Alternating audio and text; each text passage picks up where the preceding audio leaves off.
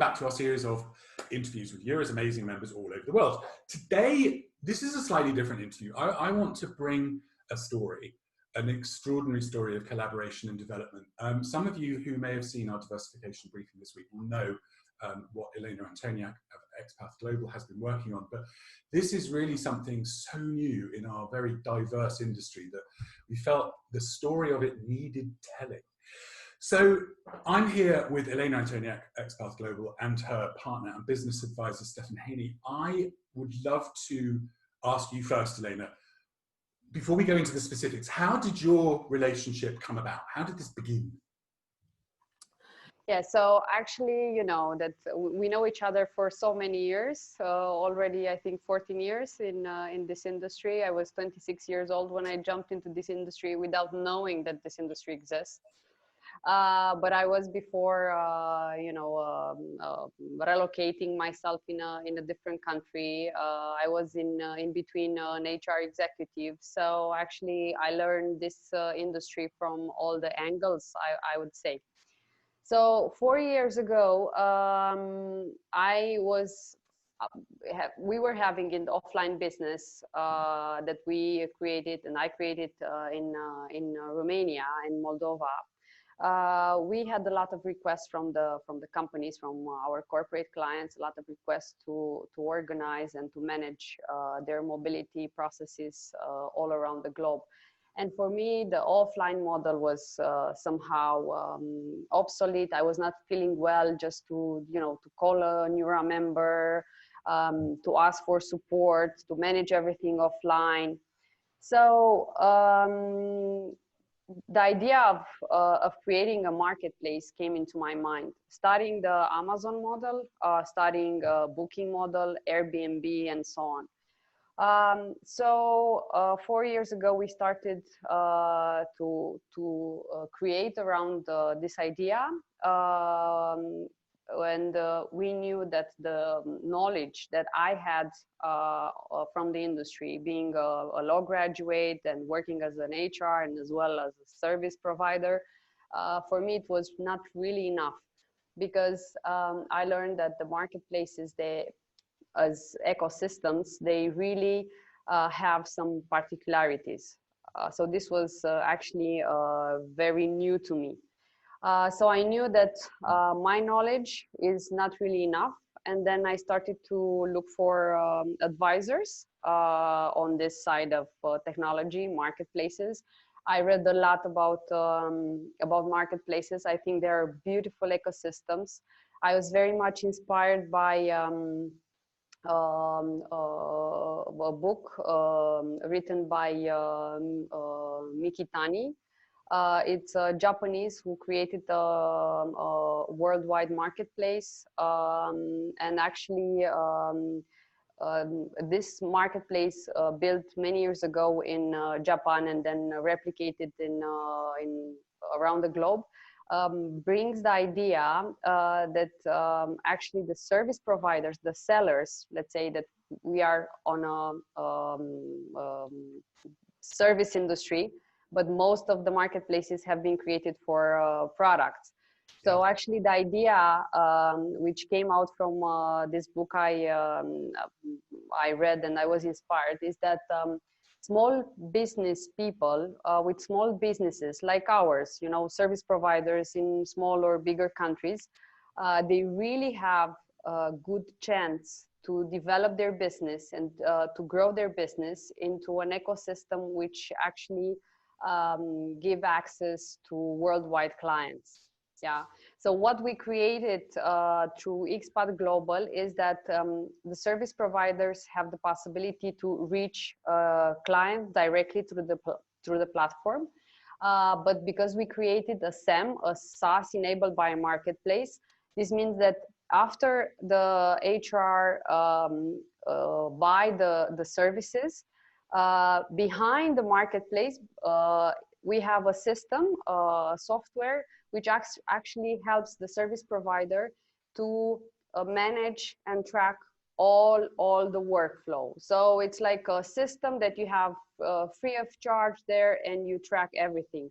This way, the HRs actually, they have access to a system. So even if you're a provider in the UK, even if you're a provider in the Netherlands, even if you're a provider in the USA, the HR have the same feeling of in any country, in any city. So usually companies, they would like to, for example, they preferred to work with large companies because they would have the same feeling on reportings, the same feeling on the look and feel of how the flows look like. But now with this SaaS-enabled marketplace, we actually offer the industry the possibility that even a small provider delivering a great service to grow the business. So let's say that this is the game changer that we bring into our industry. So to continue the story, I knew years before that I needed a lot of advice on the technology part and on the marketplaces specifics. So I managed to onboard the first business advisors who really helped us a lot. He's actually, he designed one of the biggest marketplaces in Southeast Europe. And he was along with us quite a lot of time. And then we got introduced to Stefan, and Stefan, most probably he will share with us his, let's say, what he believes about marketplaces, and of course, he will share with us the beauty of the marketplaces.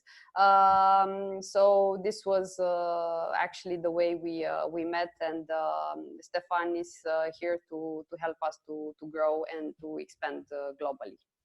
I mean, it's like I say, this is something that's completely new in mobility. And I mean, Stefan, from that point of view, when you came on board with this, I mean, what's so interesting to me is that you look at an industry like ours and you think, gosh, it's so unusual, it's so niche, it's something supporting hundreds of thousands of people, but it's still quite niche. What was your response? Could you see the marketplace? Yes, there is definitely a marketplace application for you. I love marketplaces, so yeah. It's a very easy thing. And in one hand, you know, marketplaces are very old, right? The Grand Bazaar, and you can look at, you know, over time, you know, cities where you have by coming together, you can scale, and customers come to one place. I mean, the American shopping mall may not be a great, you know, a great marketplace in one hand, but it's another one, right? You get many customers in one place, but connecting to a specific store or specific service provider that meets their needs, right? You can expand selection very quickly, right? And you have to be price competitive, because if you're not price competitive, there's another vendor, you know, who will be able to do it. So marketplaces aren't for everyone, because you know, you do have to show great service and still win your customers, but you have the chance to get customers in one place. So having built, so my background is having, I've worked overseas. I've worked overseas multiple times. As a student, I came over and from the middle of the United States, from Michigan to Munich, and did studies, and got quickly, you know, I need insurance. I need, you know, do I have the appropriate work permits? Yeah. You know, I love Germany. A lot of regulation, you know, but everything's very precise. Get your papers in order. And then I came back to Germany as an employee with Accenture, and again back to Germany with and across Europe and the world, Germany, India, Luxembourg, London, with Amazon, and I had spent time building the Amazon third-party seller marketplace. Wow. So I'd understand, and I had watched our marketplace as we built it out. Obviously, Amazon had a lot of customers to open it up to third-party businesses. Many of those businesses are small business, and that grew during the time that I was part of the team. We grew from being roughly a quarter of Amazon sales to roughly half of Amazon sales, or a little more than half, from third-party sellers. Yeah. Right? Again, and I'd watched two things on the third-party side of it. You know, it's really great you're helping businesses grow, right? So on one hand, yes, there is price competition. and you do have to have a great standard of excellence for your operations because you are competing. But on the other hand, you're providing and creating jobs because it's an ecosystem, and you can watch these businesses grow, and you get to know some of the founders of these businesses, and it's quite amazing. It's quite amazing to just hear their stories and grow. So when I had talked with Elena, because I've left Amazon and I'm working doing my own consulting practice, working with a number of clients around the world, because I'd also watched Amazon's third-party marketplace around the world, and as well as several of my other colleagues. There's a number of folks from who've left Amazon or Microsoft or in technology particularly. And so now when you go somewhere for Amazon, it's like, hey, go talk to the HR department. They'll take care of everything. And you're like, great. It's very turnkey. It's very easy. It's very pampered. And then all of a sudden I'm like, wait a minute. Who's taking care of VAT taxes? Mm-hmm. Who's taking care of, I'm going to be there more than 90 days. Is someone going to, is someone going to tell me that I need to stay here, or I'm going to be locked up, or do I have the appropriate permits, or some other very simple things of, I've traveled a lot of places in the world. I have no problem finding a place to stay and adapting to local, but how do I find a moving company, or how do I get a driver's license? So the services range of what I might need, right? As someone who's traveled a fair bit, I feel very comfortable on some things, and I know I need experts on other things, and then I need a very precise service on others. And talk with Elena and seeing the breadth of services in XPath, I'm like, as a consumer, I go to Google, right? How am I going to find this, right? And Google would give me results of very particular service providers. I'm like, oh, but wait a minute. How do I know which ones are good or not, right? Where's the 5-star reviews? How do I see many of them in one place, right? That bazaar that, like, I want to see the stalls right next to each other. Yeah. And then, for me, it's one trip. I'm either relocating or doing one trip. And so to buy a la carte after searching on Google, 5-6 different places to try to piece together a single experience of a service, I'm like, oh. And so seeing some of those pieces for me lent itself to go, when you have a fragmented industry, and where some of the secondary services such as identity or payment, or the ability to bring multiple services into one package from different providers, into one cart, say. Say if you're shopping Amazon, buy this, and this. You don't care on Amazon if who's necessarily selling that product, because you're going to pay one place and it's going to be in one cart. And even though it may come in different boxes, you don't care, right? And I saw those same patterns here. So I think the opportunity, and then I actually, COVID is a difficult challenge for many people, and that's difficult. But on the same token, it's opening up remote work. So seeing the opportunity there, where people are being more flexible to remote work, and people are starting to think about, what can I do? This is going to be a while. This is going to be a new state of the world for some time. So rather than waiting it out, I now need to start thinking about how am I going to adapt for a longer time? So great, what can I do? Well, I can work remote. So where would I like to do that? Now, so I think there's a opportunity in marketplaces and and particularly good timing with these set of services.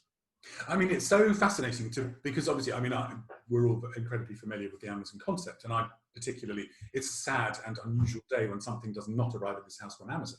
But the fact that you can see that this is a marketplace is applicable basically to this level of service delivery is really fascinating. And so, Elena, coming back to, we're starting to see changing patterns and things. And, Stefan, we were just talking about this before the call, and you're actually an example of this because you have done all that research and moved yourself. And I just wanted to say on that as well, one of the things, as an expat moving around the place in your experience, you can't know what you can't know unless someone tells you you're 82 days over your entitlement to be here or whatever, you could very easily be non-compliant. So Elena, with people and these changing patterns and lump sum which has been growing, you built this with that in mind, right? To be honest, first, what I had in mind was to fix this chain of the offline hassle with everything between networks and people recommending other businesses and not being able to keep track of what the service provider was doing maybe with the client that you recommended and so on. This is what I had first in mind. But as well, I had this, let's say, obsession for the working from anywhere. Maybe because I'm a millennial, so probably that's why I was keen on the work from anywhere for quite a long time. And on top, I read a book. It is called the Digital Nomads book. It's written by a Japanese technologist, Sujio Makimoto. He wrote this book in 1997, and he predicted 33 years ago the rise of digital nomadism, and he believed that the remote working would force nations to compete for citizens.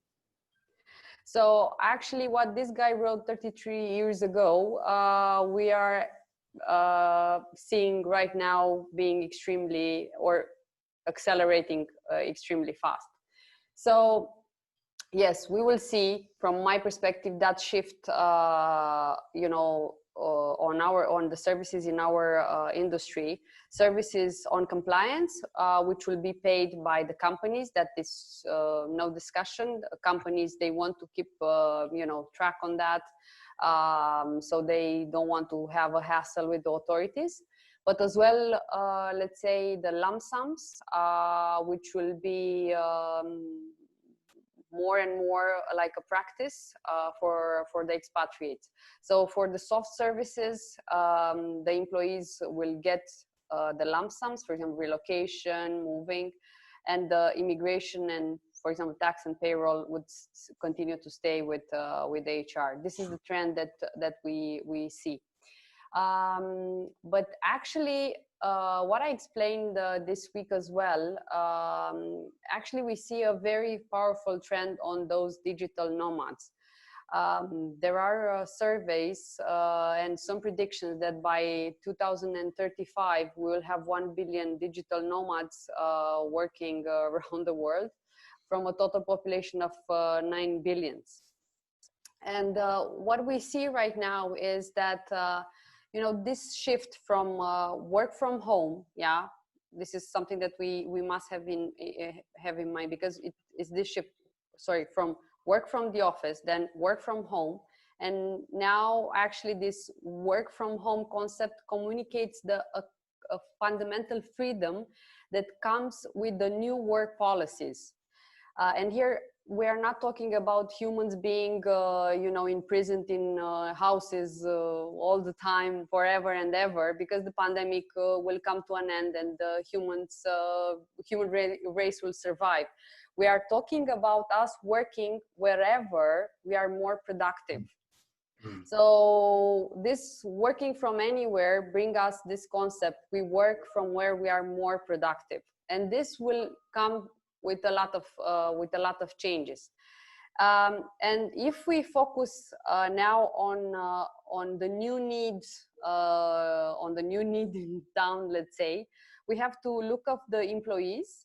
They would love to, and they are thinking now to change their country. Maybe they would like to experience to work in countries where it's cheaper, where the cost of living is lower than in their home country, or maybe they want to live 8 months or 1 year near the beach because they consider it's too cold in their home countries, or vice versa.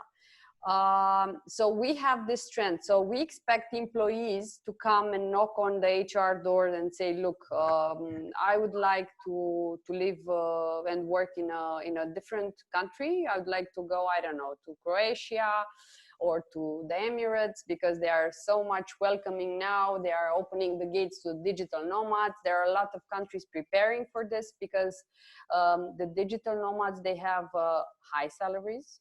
Yeah, we are talking about white collars. So it is nice for governments to collect the, you know, the amount of money they would spend because they live in their in that particular country. So more and more governments will be very much keen on, let's say, building policies to welcome those digital nomads to live and work on their territories.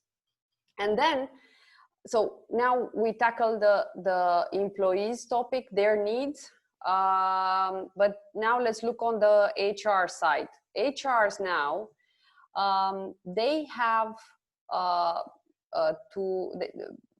they have to battle very, very, very hard to get a lot of talents.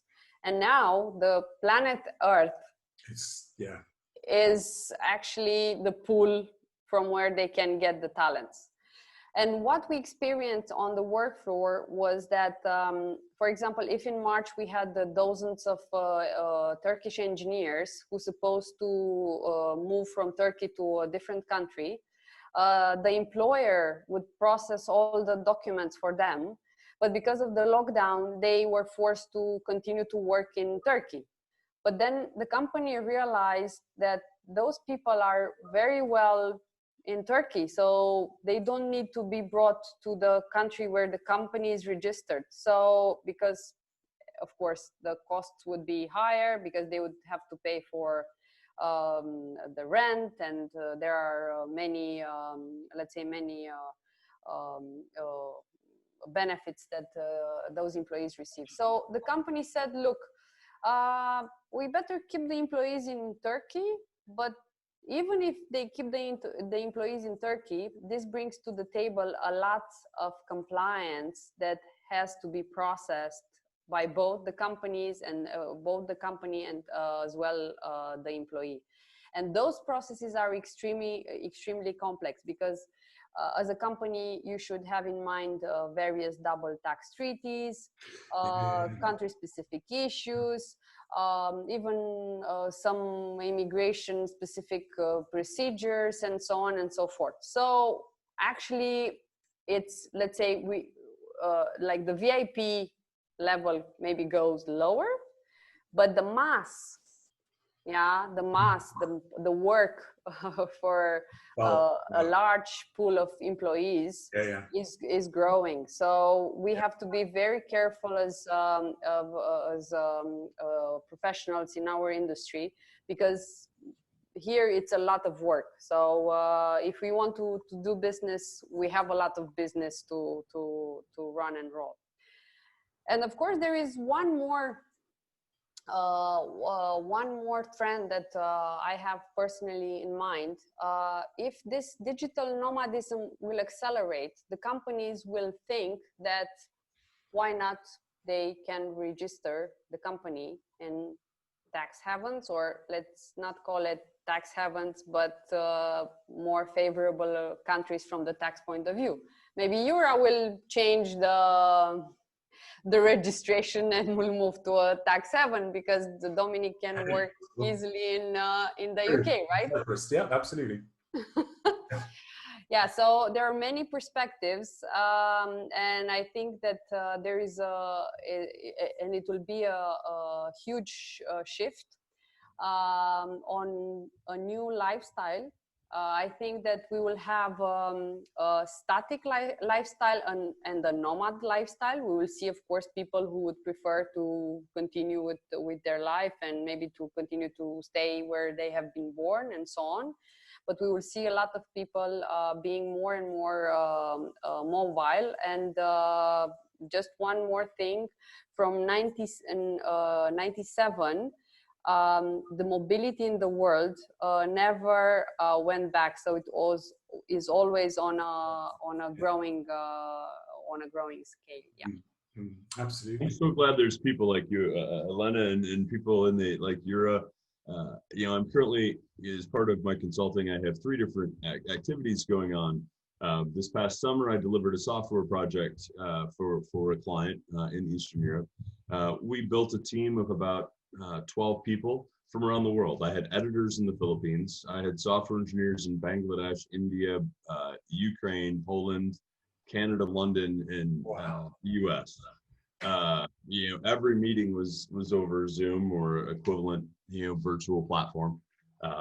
We very much missed, like, hey, we're done with the project, let's have a meal together. So we actually sent delivery food to everyone to the appropriate timing, and we had a virtual meal together to finish the project. I have 2 other companies that we're working on. One is brand new; it's a startup. We're in the middle of talking to VC and private equity companies. The founders live in the 4 corners of the United States. We got together last week in Texas for some wonderful barbecue and beer, and also to meet each other personally. We've been working for 3 months, and 2 of the 4 founders had never met in person, never shaken hands. But everybody was living where they wanted to live, and we were discussing where to register the company, to Elena's point, and where would we potentially entertain clients, and what were the tax implications.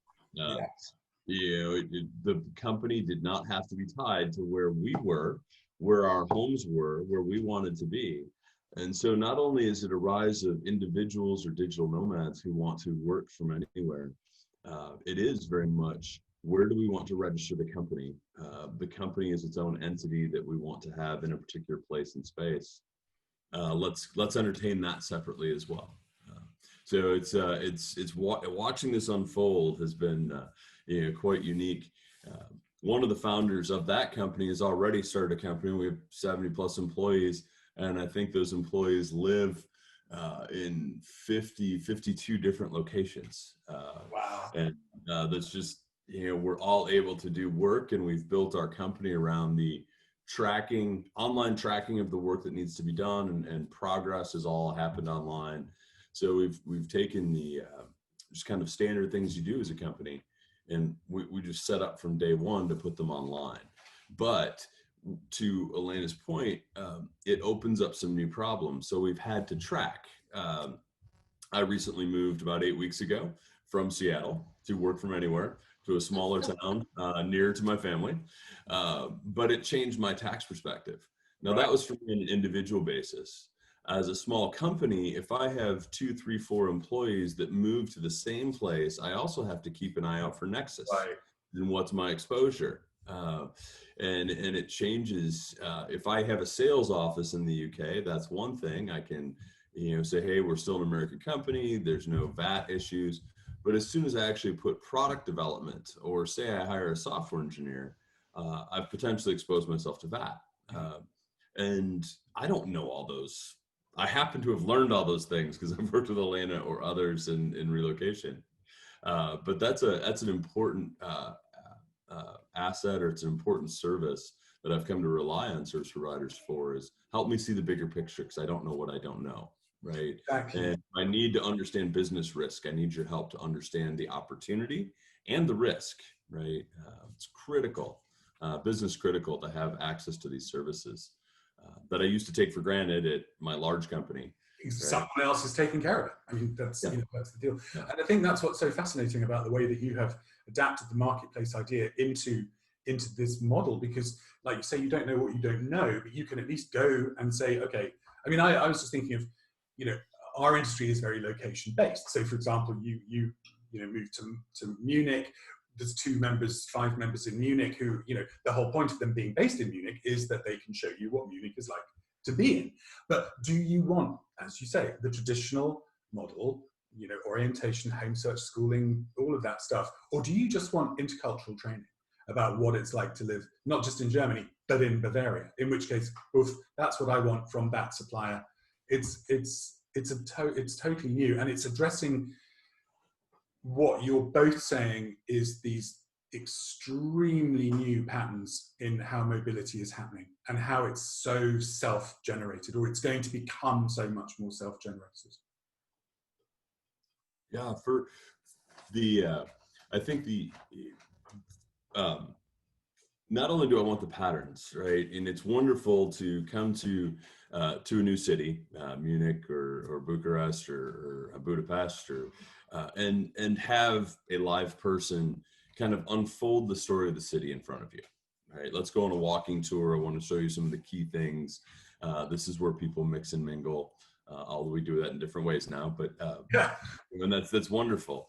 In a digital world, another thing that happens is I still appreciate people from multiple places. So I may have a client in, pick a city, right? And we think, oh, just because we're writing code and we're both software engineers, right? Let's just get the job done. But we're still people from a place in space, right? And how we handle conflict or how we handle decisions. Do you turn your camera on or off during Zoom? When is the meeting done? I thought the meeting was done. Did we decide? Why are we discussing the thing we talked about yesterday? Wait, these are all cultural things, right? And so having the ability to tap into a network like Euro, where I'm going to build, say, a team that has 20 people from Poland delivering work in Russia, or 20 people from Russia delivering work in Germany, and then the ability to tap into people with cultural understanding to say, here's some conflicts you might anticipate. Yeah. Here's some things you may want to work around. What a bonus, right? Because the people are peoples didn't go away, and we still need the cultural understanding, or can still benefit from it. Right. So that's been another kind of angle to this, is just because, yes, we're digital nomads. It's all the internet. It's all Java. It's just Java. Why can't we just get along? It's just code, right? The methods of doing work and people's behaviors and their values and worldviews still come into play into how well we can get work done. And the access to service providers wherever they are in the world, hugely beneficial. It's that local knowledge. I mean, we always say this on industry, it's local knowledge plus management of expectations, which make for successful relocations. Somebody put on our WhatsApp group on the board yesterday, there's this great thing called the Anglo-EU Translation Guide. So what the British say, I hear what you say. What the British mean, I disagree and I don't want to discuss it further. What others understand, he accepts my point of view. So, and it goes on, it's about 20 different examples of that. But that's key, because like you say, you are coding, you're doing a job, you're getting the result finalized. But then when it comes to workflows, understanding, as you say, of what's involved, it's that local knowledge plus those management of expectations that's key. And you're bringing all this together in one amazing marketplace. I could talk about this for days. We are too. Time constraints. I'd love to pick this up again. I think when we start to see, our industry moving again in bulk as it was before, and where these patterns are starting to show themselves, hopefully in Q1, Q2 next year, it'd be great to catch up with you both again. In the meantime, Stefan, I'm so pleased to hear about your move. Hope all of that's going brilliantly. You're all settled and enjoying your new home. Elena, always a pleasure to talk to you. Thank you, Dom. Thank you, Stefan. Thank you. Thank you both so much for taking the time. It's been absolutely fascinating, and we'll catch up again. Look forward to it. Thank you so much. Cheers. Thank you. Bye-bye. Bye.